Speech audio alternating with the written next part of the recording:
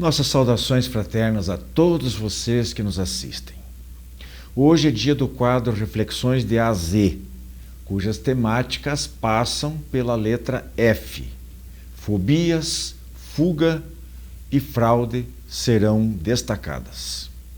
Considerando a existência do espírito imortal, certamente que as explicações e mesmo o tratamento para as fobias alteram-se muito em relação ao que a ciência comum propõe. E quando falamos de fuga, a que tipo nos referimos? Fuga de responsabilidades? Fuga de compromissos, talvez? E o que dizer quanto à fuga da vida através das lamentáveis portas do suicídio? O Espiritismo foi por muito tempo acusado de práticas que caracterizariam o charlatanismo, particularmente quando envolve a mediunidade. E dentro da mediunidade, mais especificamente, os fenômenos de efeitos físicos.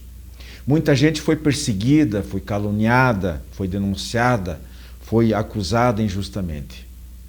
Felizmente, esses tempos sombrios já ficaram para trás. Porém, ainda há aqueles que tentam atingir a imagem de pessoas e instituições por ignorância ou má fé. Temos que saber separar o trigo do joio, os fatos reais dos embustes e a verdade da mentira. Tudo isso e muito mais para você aqui, agora, no Diálogo Espírita.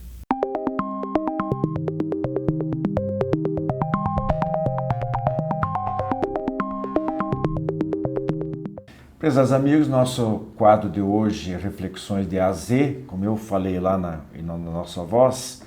Vamos abordar três palavrinhas, vocês já devem conhecer a dinâmica deste quadro, e falaremos sobre fobias, fuga e fraude. Vou começar aqui com a Andréia. Ela, como psicóloga, ela tem muito a contribuir, o entendimento dela é muito mais amplo do que o meu, talvez, não sei, da nossa companheira Hilde. Mas eu gostaria que então te ouvir inicialmente sobre onde que entra a fobia no Espiritismo, ou o Espiritismo na fobia. Legal.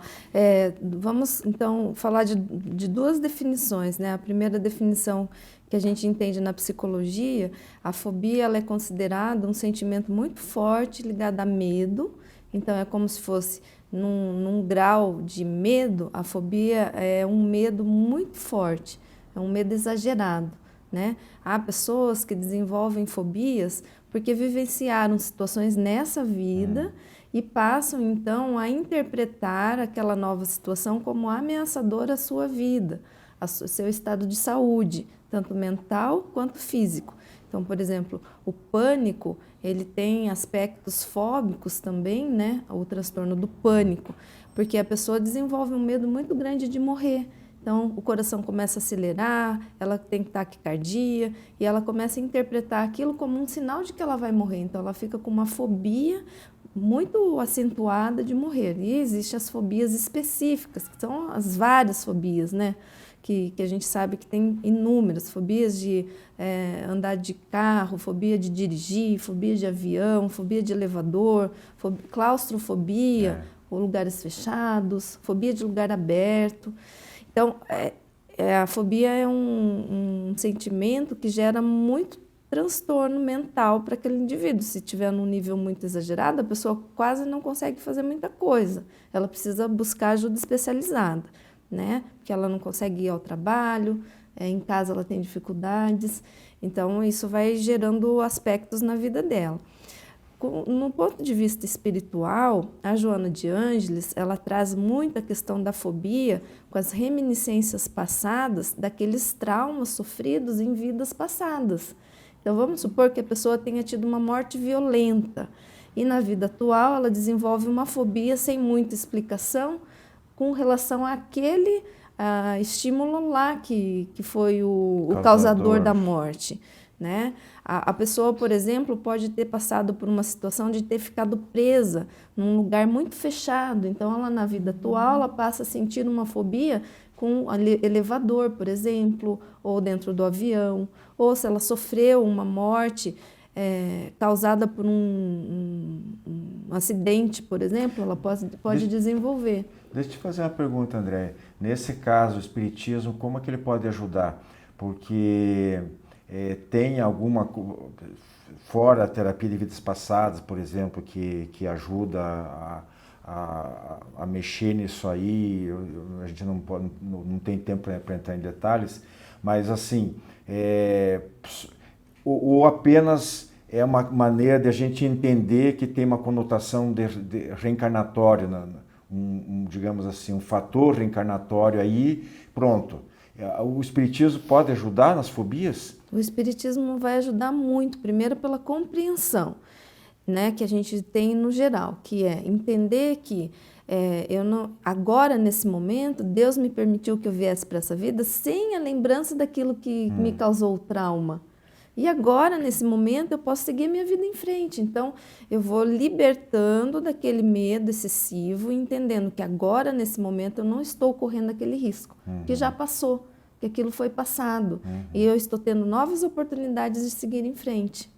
Interessante. Quer acrescentar rapidamente alguma coisa sobre isso? É legal isso aí, né? Esse tema é um interessante, tema muito né? interessante. Dá para ir adiante e fazer um monte de perguntas. A gente vai desenvolver isso aí em outros quadros, inclusive, se fica a critério de vocês depois. Mas a gente tem que cumprir um pouquinho nosso roteiro aqui. E daí fuga. Eu coloquei, qual é a associação que você faz? Fuga de quê? De problemas, de responsabilidades, de compromissos assumidos antes de reencarnar? Como é que você vê isso?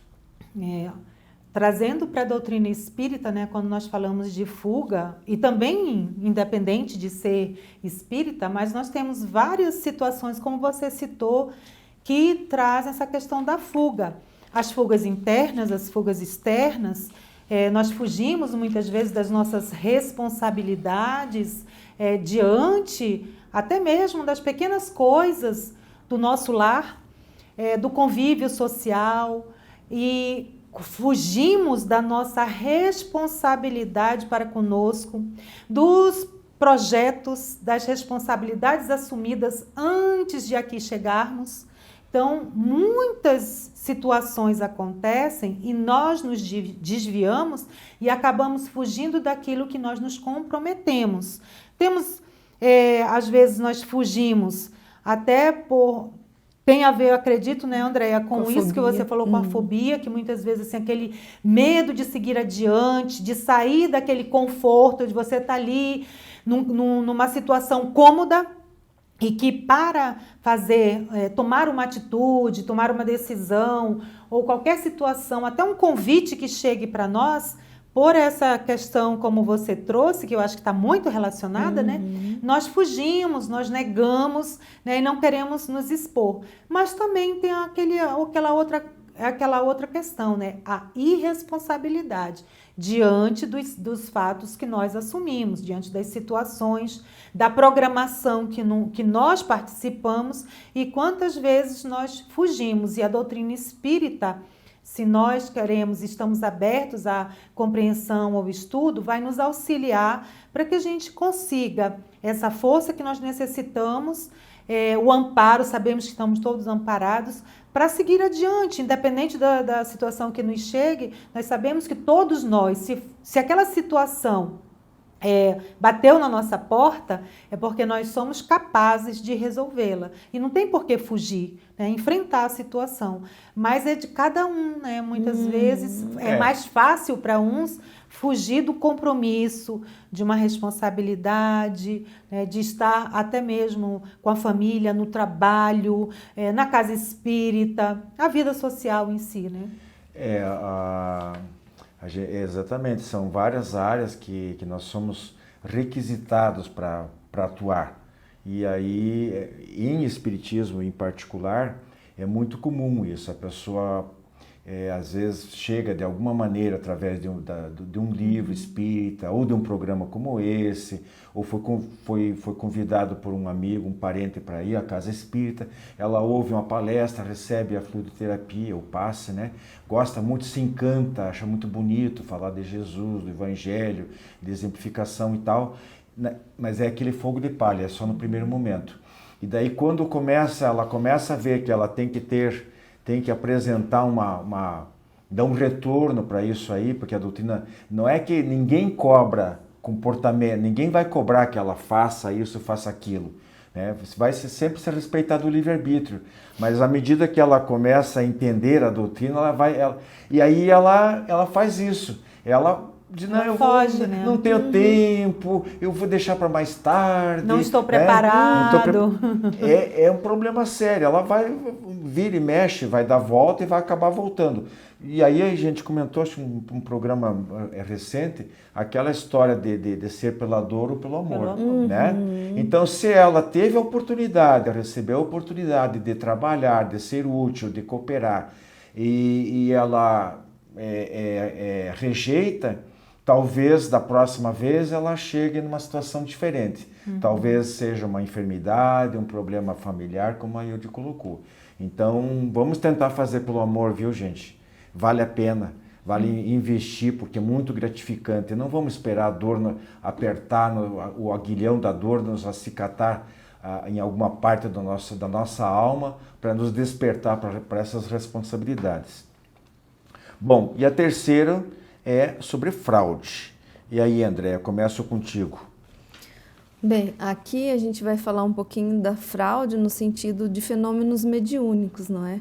Que a gente sabe que a mediunidade também não dá para fugir dela, é uma responsabilidade que assumimos, mas que por alguma razão, ou por falta de conhecimento, de estudo, de aprendizagem moral mesmo, em alguns momentos aquele médium ele pode fraudar, né? Por exemplo, é muito comum numa mesa mediúnica o médium se sentir obrigado a comunicar, né? Porque toda a equipe está ali falando que tem energia e aí ele não está sentindo a energia e aí ele comunica de uma forma anímica, ele está falando da cabeça dele, da experiência dele, da imaginação dele e talvez nem tivesse ali o espírito preparado para a incorporação. E não é bem considerado uma fraude, porque dentro do grupo toda a manifestação deve ser acolhida e trabalhada, né? Mas há exemplos, por exemplo, a gente vê na mídia, né, quando vem a público, que muitos médiuns vão fraudar, né, aquela comunicação, ou um texto que ele diz que é psicografado e não é psicografado, né, que foi também de uma coisa da cabeça dele, anímica. Então, há uma quantidade imensa de possibilidades, né? A gente, lá no pretérito, quando a doutrina espírita foi sistematizada por Kardec, então havia realmente, Kardec fala isso explicitamente, mas muitos comentários nas obras básicas, no Livro dos Espíritos, Evangelho segundo o Espiritismo, no Livro dos Médiuns, principalmente, que é um verdadeiro manual sobre a fenomenologia espírita, ele faz esses alertas. Kardec sempre ele combateu a superstição, as crendices, né? Essas coisas todas de acreditar, e contra a fraude e charlatanismo. Mesmo assim, porque o espiritismo era pior, às vezes ainda se encontra esse tipo de situação, né?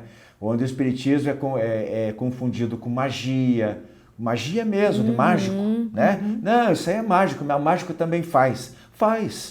Mas qual é o método? Tem que separar as coisas, né? Não é tão simples. Você ia falar um pouquinho sobre isso? Porque a fraude também ela pode se dar, como nós estávamos comentando anteriormente, que tanto nessa situação da mesa mediúnica, às vezes o médium se vê envolvido, né? Ali a gente sente que não foi algo que ele causou, digamos assim, com propósito. Não era o propósito dele trazer alguma situação equivocada, mas ele está sob uma forte influência, Porque aí a gente tem que lembrar que para essa influência acontecer, é porque nós também deixamos de lado, muitas vezes, esse cuidado que nós temos que ter de estudar, de nos prepararmos, de estarmos vigilantes no nosso dia a dia. Então, de fato, alguma portinha, alguma brecha nós demos para que essa influência, né, para que esse espírito, ou esses espíritos, porque às vezes são muitos, né, se aproximem, e aí acontece dessa influenciação e chega uma mensagem que não é uma verdade, né, mas aquele espírito vai utilizar, ou aqueles espíritos vão utilizar da sintonia com aquele médium para passar informações que de fato não são informações, né, mas é até mesmo uma descrença, né, trazer uma mensagem que vai causar muitas desavenças, né? E tem também essa questão daquele que quer tirar proveito próprio, que muitas vezes nem tem não tem a mediunidade, mas aí faz de conta que tem, né? Para benefício próprio. Isso, exatamente. O pior é quando há uma coisa é certa: se houver alguma vantagem econômica, financeira para o médium, descarte, porque a regra é dar de graça o que de graça receber. Se é mediunidade, é um dom que precisa do cultivo, do esforço dele, há virtude, há uma condição, uma propriedade e faculdade que ele tem que disponibilizar, mas é uma coisa que não depende dele, depende dos espíritos, né? E ele não manda nos espíritos. Então, antigamente, principalmente na produção de fenômenos mediúnicos de efeitos físicos, a levitação, escrita automática, movimento de objetos, produção de luzes, de efeitos variados, ocorria muitos fenômenos fraudados. E isso causava uma grande dificuldade, inclusive no tempo de Kardec, para separar, como eu disse no início, o joio do trigo. Tá, meus irmãos? Então, fica aí esse alerta. É fundamental que a gente estude, especialmente dentro da doutrina espírita, o Livro dos Médiuns. Jornal Comunicação Espírita. Nesta edição, na matéria de capa, a reencarnação no dia a dia.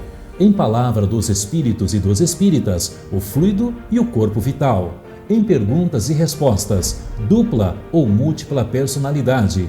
E ainda uma abordagem sobre o vampirismo espiritual. Jornal Comunicação Espírita. Assine e recomende.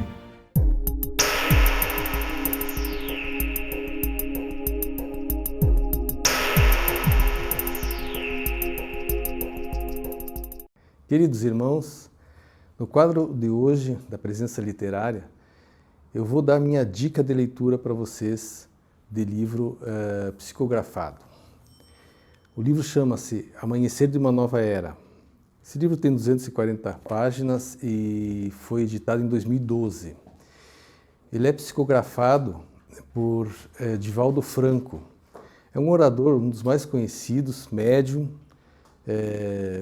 que faz palestras no mundo inteiro, é mundialmente conhecido, principalmente pelas suas obras humanitárias.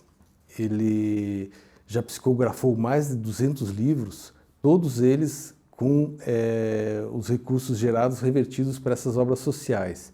E a principal obra do Divaldo é A Mansão do Caminho, que há 50 anos já existe essa entidade que beneficia jovens e crianças vulneráveis na Bahia.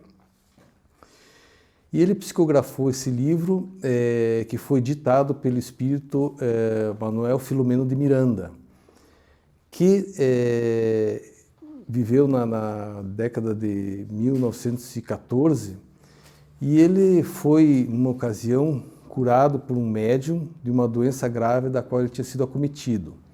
E isso chamou a atenção dele para o espiritismo, ele acabou se convertendo, era um intelectual da época e se tornou um ativista, um trabalhador no movimento espírita, se dedicou em várias funções, principalmente na obsessão e desobsessão, que estudou muito e se dedicou também ao trabalho nesse sentido dentro do movimento espírita.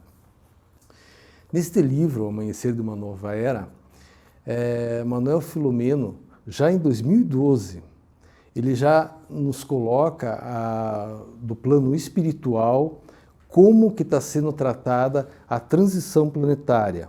Esse momento que já se iniciou há muitas décadas e que ainda acontece e ainda vai se prolongar por mais algumas décadas, onde o nosso planeta sofre essa transformação. Uma transformação lenta e gradual para uma melhoria moral e intelectual da humanidade. E ele, no plano espiritual, ele nos conta como a espiritualidade atua para auxiliar a humanidade nesse momento, principalmente nas tragédias mais conhecidas e que ocorreram nesse período em que ele escreve o livro, em que ele dita o livro. E ele trabalhava numa colônia espiritual com um grupo e eles se deslocam à Terra, ao nosso orbe, a fim de providenciar auxílio na escala de ocorrências que vêm se sucedendo na Terra, e ele relata todo o cotidiano desse grupo. Ele relata a organização espiritual, como é que funciona, ele relata sobre as tarefas que eles executam.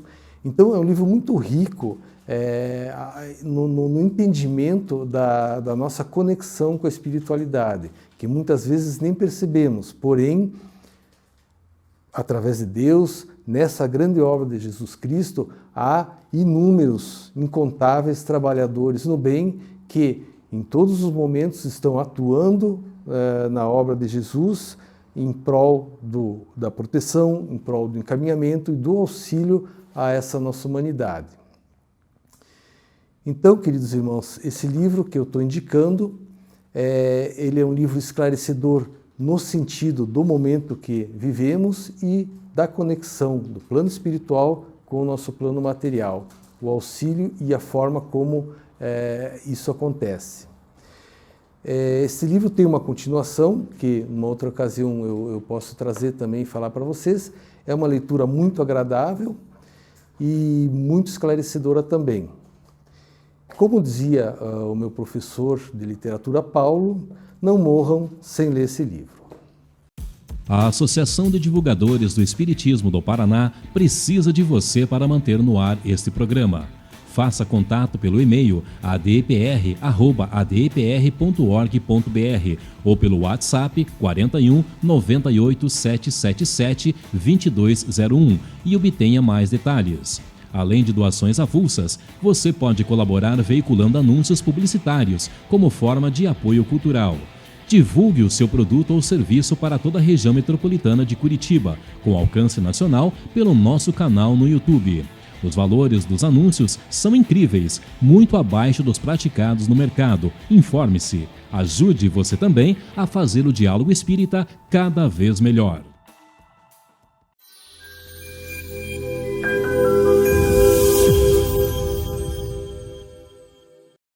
Olá, amigos. No quadro Fonte Allan Kardec de hoje, nós vamos relembrar o tema da mediunidade em criança. Por quê? Há uma preocupação dos pais saber se é possível existir mediunidade nas crianças, por causa de algumas situações com que eles se defrontam e às vezes têm dúvidas, não sabem bem como enfrentar. O que Kardec codificou a respeito do assunto, o que ele nos traz nas obras básicas? A primeira coisa que normalmente que chama a nossa atenção, com que nós nos preocupamos, é quando o filho começa a enxergar amigos imaginários, a criar, e não sabemos se aquilo é uma carência emocional, se é a imaginação pura e simples da criança, uma fase normal que ela tem, o que pode ser, ou se ela realmente está enxergando um amiguinho, algum espírito com o qual ela diz brincar. Às vezes a criança relata ver o vovô, a titia já desencarnados, não se assusta normalmente com essa presença, fica alegre, até conversa, e nós não sabemos se aquilo é real ou não é.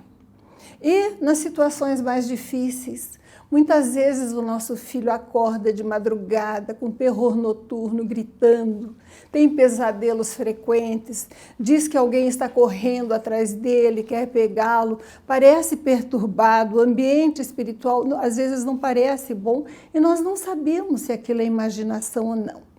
Como enfrentar esse tipo de situação?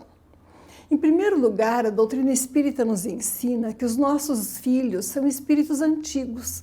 Eles não são novos, são crianças no momento, no seu desenvolvimento atual, mas muitas vezes reencarnam com ligações espirituais anteriores que nem sempre são pacíficas. E podem segui-los nessa encarnação e eventualmente querer perturbar o seu desenvolvimento, aproveitando o desprendimento do sono. Isso acontece? Acontece. É possível também lembrar que todos, de alguma forma, somos médiums. Temos a capacidade, em maior ou menor grau, de perceber situações que não são captadas pelos 5 sentidos físicos. Temos intuições, temos premonições. Então, a mediunidade ela é um dom natural do ser humano, fisiológico, do seu complexo físico e perispiritual. Depois, o que nós precisamos lembrar também? Que, independentemente da causa, daquilo que está eventualmente perturbando o nosso filho, causando medo, como é que nós podemos enfrentar uma situação dessa? Identificar a origem do problema certamente pode ser importante, mas mais importante do que isso é o acolhimento, é o entendimento da situação da criança. Se ela fica muito tempo com um amigo imaginário dizendo ver outras pessoas, sem se desequilibrar, mesmo assim é necessário que envolvimento na atividade familiar, chamar para conversar, brincar junto, não valorizar aqueles acontecimentos para que a sua imaginação não fique desenfreada, encarar com naturalidade. Se ela acorda com pesadelo e terror noturno, nosso filho está com medo. Mais que natural que ele busque a companhia dos pais. O que nós podemos fazer nesse caso? Abraçar a criança, orar, não dar uma dimensão exagerada, mas encarar com seriedade e naturalidade aquilo que ela sente. Buscar envolvê-la na sua própria cama, acompanhá-la ao seu quarto, acolhê-la e ficar com ela enquanto ela tem medo. Mas o principal, tornar a nossa casa um ambiente espiritual seguro para o desenvolvimento da nossa criança. Como é que nós fazemos isso? Vocês lembram quando chega uma visita, às vezes, e acha o nosso ambiente chato, monótono? Porque na nossa casa não se serve bebida alcoólica, não se admite piada suja, não se briga por causa de futebol e política. Eles dizem, nossa, aqui é muito chato. Espírito inferior também acha o ambiente monótono e desagradável. Se nós buscamos torná-lo harmonioso, pacífico, evitamos as conversas, as leituras, os programas de TV que tratam da violência, de ambientes menos dignos, se buscamos desenvolver a prece em família, oramos junto ao leito do nosso filho antes dele dormir, desenvolvemos temas sadios, encaminhamos a nossa criança para a evangelização infantil e tornamos o nosso ambiente espiritual do lar tão equilibrado que qualquer espírito inferior, caso esteja presente perturbando a nossa criança, vai se sentir desalojado e buscar outro recanto, outro acolhimento. Então oremos porque Deus pode mais e estando nossa casa ligada em oração, estaremos protegidos. Muita paz. Clube do Livro Espírita de Curitiba. Mais de 2 décadas consolando corações, iluminando consciências. Associe-se e tenha o melhor da literatura espírita em sua casa. Descontos de até 60% no preço de capa e no primeiro ano ainda ganha uma assinatura grátis do jornal Comunicação Espírita. Associe-se agora e contribua para a manutenção deste programa.